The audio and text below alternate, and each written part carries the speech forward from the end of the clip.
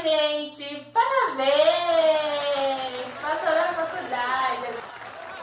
Agora já tem um próximo desafio, que é achar uma casa onde você vai morar todo o período da faculdade, viu? Boa sorte! Então, se você quer saber mais sobre esse vídeo, já curte, pô! Eu me sinto muito explorada aqui se não curtir esse vídeo. Primeiro lugar é as já tão conhecidas repúblicas tradicionais. Elas geralmente têm até um nome engraçado e uma página de Facebook que você pode procurar lá. As repúblicas, elas oferecem um lugar muito grande e quartos espaçosos também, se você quiser, sem dividir quarto. E também série Netflix, todos os canais, piscina, mesa de sinuca, tudo que tem de bom e do melhor.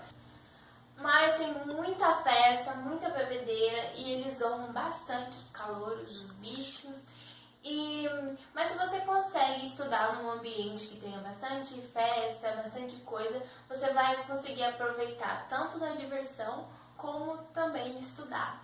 Agora, o segundo local é pensionato. Se você é do tipo, meu Deus, eu não quero ser zoado, então vá para um pensionato. Como funcionam os pensionatos? Os pensionatos são casas grandes também. Você pode dividir com muitas pessoas. Às vezes você divide quarto, às vezes você fica sozinho no quarto.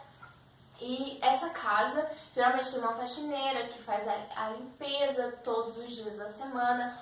Ou em alguns pensionatos oferece também almoço, dependendo do local onde você procurar. Se você quer um ambiente mais tranquilo para estudar, tal, que você não é tão daquela, você quer se relacionar com as outras pessoas, mas não quer ser zoado, então talvez seja o ideal para você o pensionato.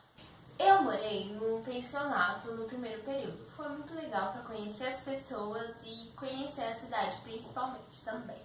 Só que nesse pensionato eu dividia quarto, então eu não tinha privacidade. Era todo mundo dividindo o quarto também. E também a casa não tinha estrutura suficiente para o número de pessoas que habitavam lá.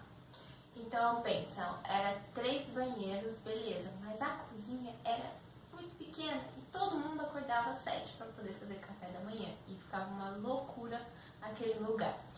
E além disso, apesar de ter faxineira todos os dias, a faxineira não limpava muitas coisas não. A louça ficava um caos, a cozinha acabava todos os pratos e todos os talheres, porque todo mundo usava e não tinha quem lavasse. Então é meio um pouco caótico, dependendo do lugar onde você for escolher, mas vale a experiência. O terceiro lugar onde você pode procurar também é você alugar uma casa e colocar no Facebook para dividir essa casa com alguém ou com mais pessoas, ou você conhecer amigos e dividir a casa com seus amigos. Mas o que acontece de dividir casa? Pode sair mais barato dividir casa do que você morar numa república ou num pensionato. Porém, você não vai ter nenhuma daquelas tantas diversão que tem na república, nem tantas pessoas assim também. E você pode dar mais certo morando com menos pessoas do que com mais pessoas. Mas, lembrando que se você escolher dividir casa, lembre-se, o almoço é por sua conta e a faxina também. Lembre-se sempre de tirar o lixo também, viu? Então, ou seja, tem prós e contras de dividir casa. Você vai ter mais privacidade de morar com poucas pessoas, porém você vai ter que arcar com algumas responsabilidades da casa. Quarta opção para você, meu caro amigo rico que consegue morar sozinho. Nem sempre, né? Mas morar sozinho sai muito caro, principalmente nas cidades onde são universitários. Os aluguéis são absurdos, são muito caros mesmo. E se você tem que pagar todas as contas, você tem que pagar tudo sozinho, água, luz, telefone nem sempre, né? Mas internet e o aluguel, eu acho que sai muito caro, mas se você pode, né? E você vai ter muita privacidade, sua casa inteira pra você, e muito de você mesmo, porque você vai aprender a falar sozinho nessa época toda que você passar sozinho, meu Deus. Mais uma coisa, se você for morar sozinho, procura um lugar perto da universidade, porque assim você pelo menos não gasta com transporte de ida e vinda, sabe? Tá ligado? E aí você economiza um pouco mais nessa área. E você vai poder acordar um pouquinho mais tarde para ir para a faculdade. E uma opção extra. Se você tiver baixa renda, às vezes a faculdade oferece a oportunidade de você morar dentro da faculdade. Geralmente são casas que dividem com bastante pessoas e quartos também, né? Com bastante pessoas.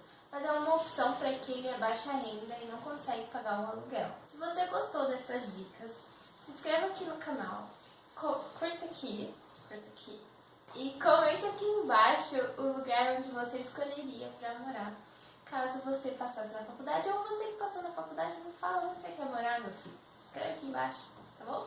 Tchau! Tchau!